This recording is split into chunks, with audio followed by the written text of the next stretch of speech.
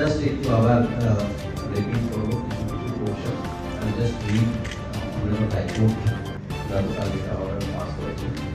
একটা তো যেটা বলেন একটা right two protest is fundamental right, তো ডেফিনেটলি প্রোটেস্ট করা যেতে পারে, কিন্তু তার মানে কি আছে সেটাও সেগুলোকে দেখতে হবে।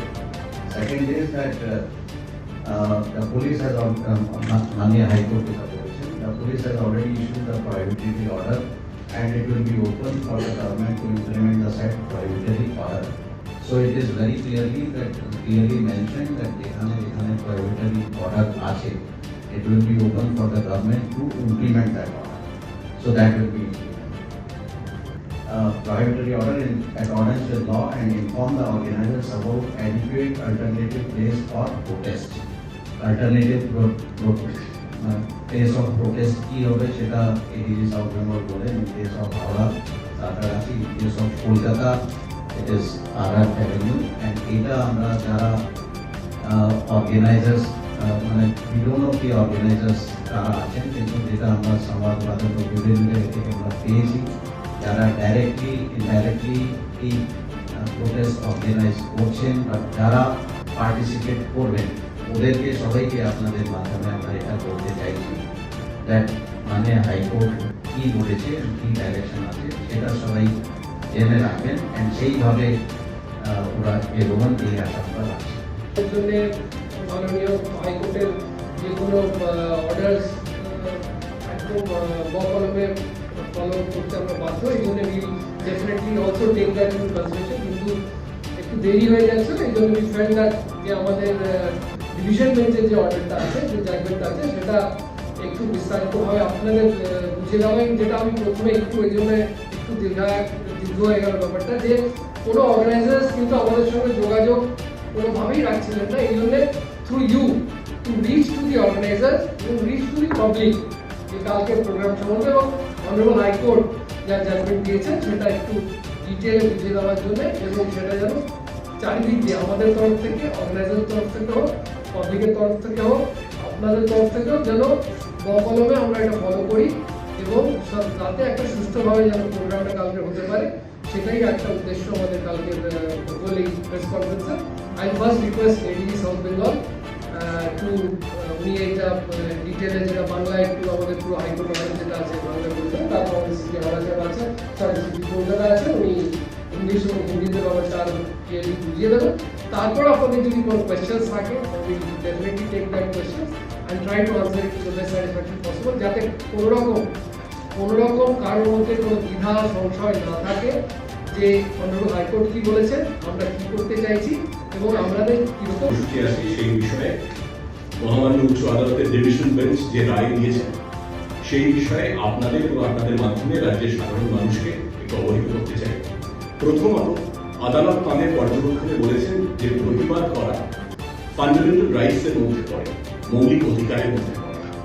পাশাপাশি খুব স্পষ্টভাবে উচ্চ আদালত তাদের পর্যবেক্ষণে বলেছেন যে কোন রকম সরকারি সম্পত্তি নষ্ট করা বা হিংসাত্মক কার্যক্রমের আশ্রয় নেওয়া এটা বেআইনি এবং এটা নাগরিক অধিকারের কর্তব্যের মধ্যে পড়ে না।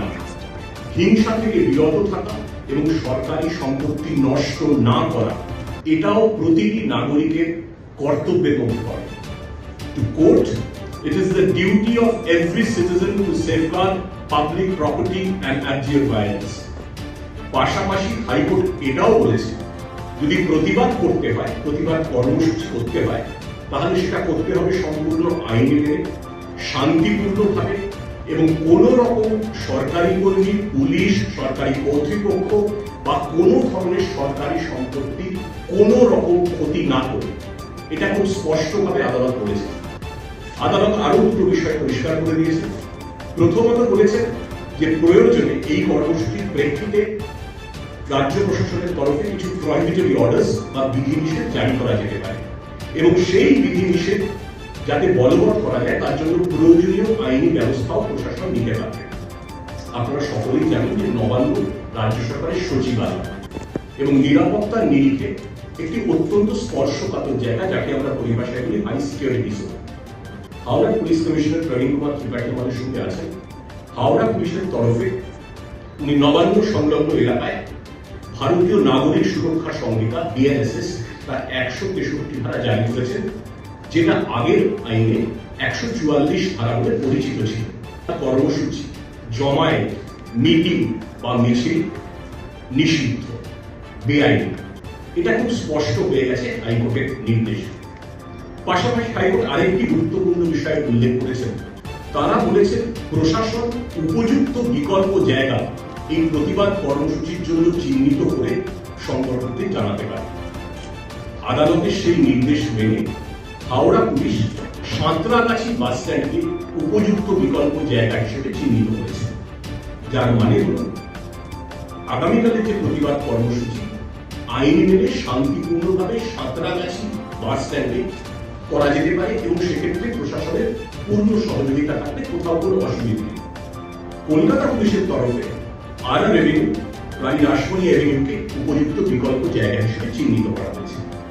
স্যার যেমন বলছিলেন যে সংগঠক ঠিক কারা সে ব্যাপারে কিছুটা বিভ্রান্তি আছে, কিন্তু সমাজ মাধ্যম এবং আমাদের ইন্টেলিজেন্স ইনপুটস অনুযায়ী আমরা কয়েকটি নাম পেয়েছি, সেই নামগুলি হিসাবে বলছি না। যারা এই সমাজ মাধ্যমে এর প্রচারে গতবারের মতোই খুবই সক্রিয়, সেরকম কয়েকজনকে চিহ্নিত করে আমরা হাওড়া পুলিশের তরফে এই বার্তা লিখিতভাবে তাদের জানিয়ে দিচ্ছি এবং যারা যে নামগুলো আমাদের কাছে আসেন, যারা সংগঠন যুক্ত আছে, তাদেরকে আপনাদের মাধ্যমে জানাতে চাইছি যে লিখিতভাবে জানিয়ে দিচ্ছি কয়েকজনকে, আর যাদের লিখিতভাবে জানাতে পারছি না তাদেরকে আপনাদের মাধ্যমে জানাচ্ছি যে সাঁতরাগাছি বাস স্ট্যান্ডে এবং কলকাতার রানী রাসমণি এভিনিউয়ে আইন মেনে গণতান্ত্রিক শান্তিপূর্ণভাবে কোন রকম পুলিশ সরকারি কর্মী তাদের কোনো ক্ষতি না করে, কোন রকম সরকারি সম্পত্তি নষ্ট না করে প্রতিবাদ কর্মসূচি করা যায়।